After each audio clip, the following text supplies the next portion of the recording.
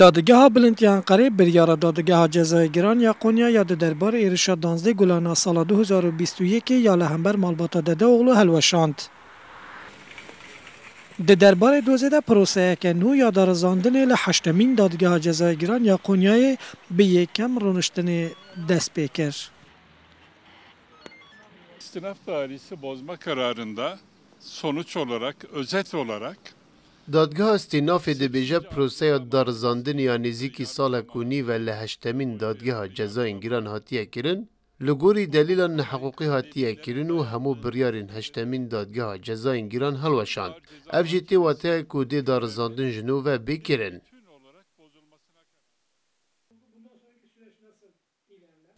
درونشتن یکم ده پاریزران داخواست کرد که هر دو دوزنده دربار مالباتا داده اولو ده و که یک دوسیا بین قبول کرن و ایرشکارین 12 گلان بین گرتن لی داخواست جالی دادگه و هاتن رد کرن.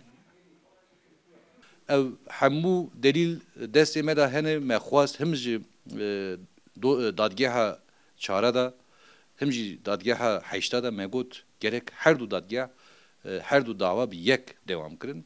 Ama her du mahkemeci bana kabul ne kırın medisa ev khast. Tabi ceze hani hindiktan bir malbata keleş. Ne kesebun. Yani beraat kırtın. Her 1 sal, 2 sal, 3 sal, 4 sal, 5 sal cezada bana.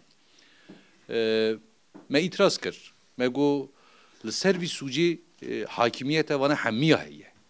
Yani ser beldede oğlu gerek ne kes erişten ser bana her yek panze 1 sal ceza burin. Ama mahkeme usta kabul nekir.